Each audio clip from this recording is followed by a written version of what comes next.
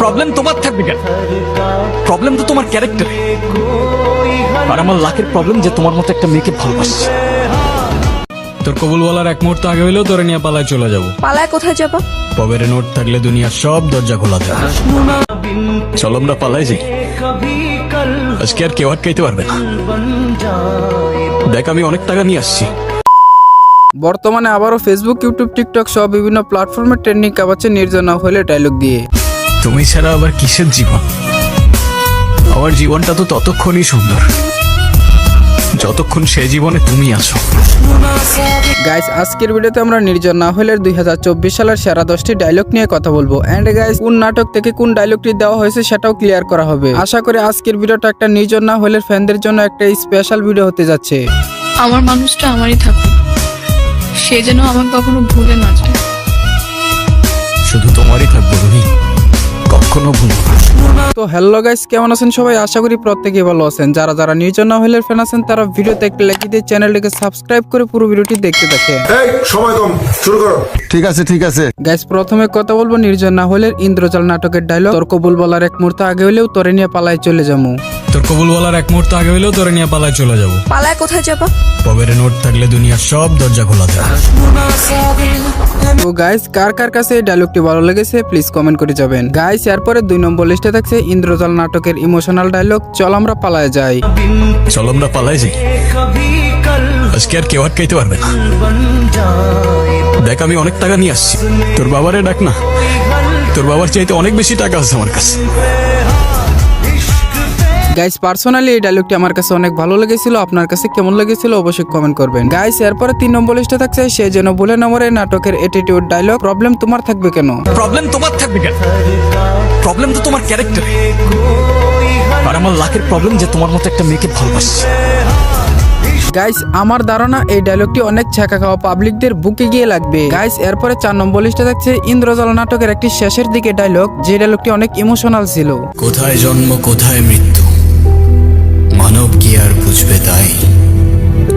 টাকার জন্য রক্ত ঝরে, ঘরেই শত্রু আপন ভাই।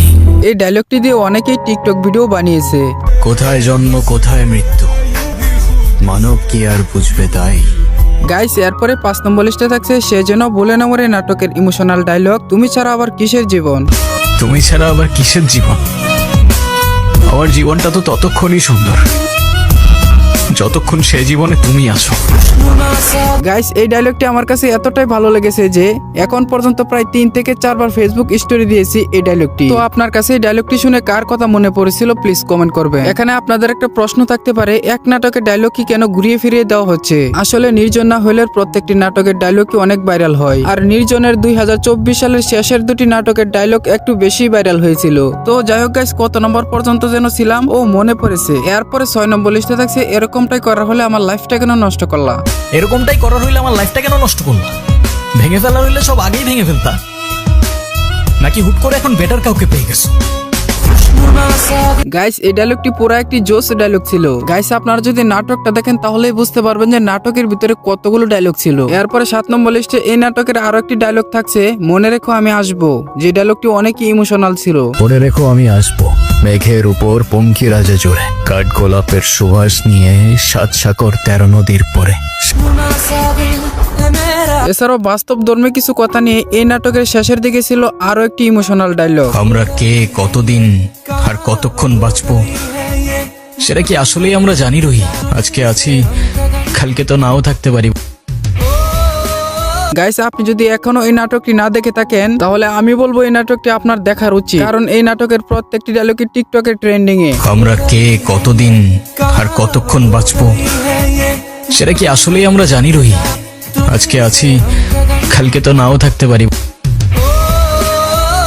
গাইস, কি বলবো এই নাটকের কথা, এই নাটকের প্রশংসা তো সবাই করছে। এবারে 9 নম্বর লিস্টে থাকছে এই নাটকের আরো একটি ইমোশনাল ডায়লগ, একটাই তো মন আমার, আর কতবার জিতবা? যতবার জিতলে এটা বোঝানো যায় যে আমার জীবনে না তোমার আগে কেউ ছিল আর না পরে কেউ থাকবে।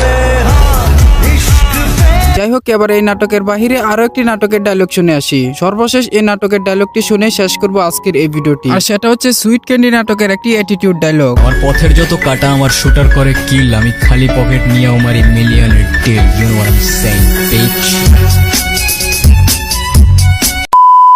তো যাই হোক বন্ধুরা, এই ছিল মূলত 2024 কাঁপানো নির্জন না হলে সেরা 10টি ডায়লগ। আর এই 10টি ডায়লগের ভিতরে কোন ডায়লগটি আপনার কাছে সবচেয়ে বেশি ভালো লেগেছে অবশ্যই কমেন্ট করবেন। আর ভিডিওটি ভালো লাগলে অবশ্যই একটি লাইক করবেন, আর চ্যানেলে নতুন হলে চ্যানেলটিকে সাবস্ক্রাইব করে দিবেন। সবাই ভালো থাকবেন, সুস্থ থাকবেন, খুদা হাফেজ।